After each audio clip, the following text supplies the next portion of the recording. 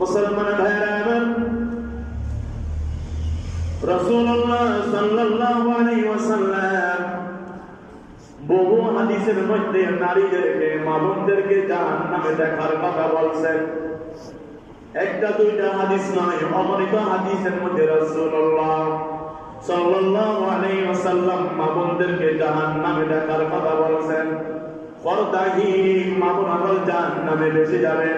এক হাদিসে রাসূলুল্লাহ সাল্লাল্লাহু আলাইহি ওয়াসাল্লাম ফরমান, আমি পর্দাহীন নারীদেরকে জাহান্নামে দেখেছি। আমি নারীদেরকে জাহান্নামে দেখেছি, বেশি সংখ্যক নারীদেরকে আমি জাহান্নামে দেখেছি। সাহাবায়ে কেরাম বলতেছি, ইয়া রাসূলুল্লাহ, নারীরা জাহান্নামে যাওয়ার কারণ কি? রাসূলুল্লাহ সাল্লাল্লাহু আলাইহি ওয়াসাল্লাম ফরমান, 7টা কারণে, 7টা গুনার কারণে, 7টা বদঅভ্যাসের কারণে, 7টা বড় বড় গুনার কারণে মা বোনগণ জাহান্নামে যাবে।